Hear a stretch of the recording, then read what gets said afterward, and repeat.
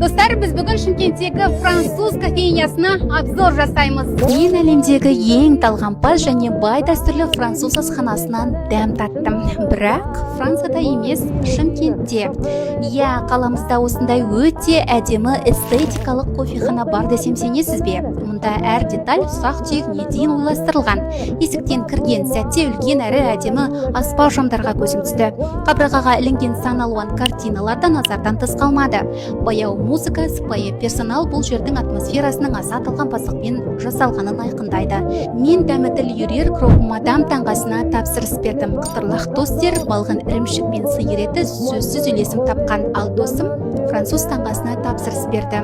Айтпақшы достар, мен өмірімде бірінші рет креветкенің дәмін таттым, маған өте қатты ұнады. Ендігі кезек тәттілерде. Біз осындай шоколад берлинері мен карамельді синабонды тапсырыс бердік. Бірге дәмін көрейік. Тап бір балмұздақ жегенде күй кештім десем, өтірік айтпаймын. Айтпақшы достар, бұл жердің атауы Де Пьер. Мұндай күнделікті ыстық нандар мен тәтті бәліштің сан алуан түрін дайындайды. Сізде Францияның вайбын сезінгіңіз келсе, міндетті түрде осында келіп көріңіз.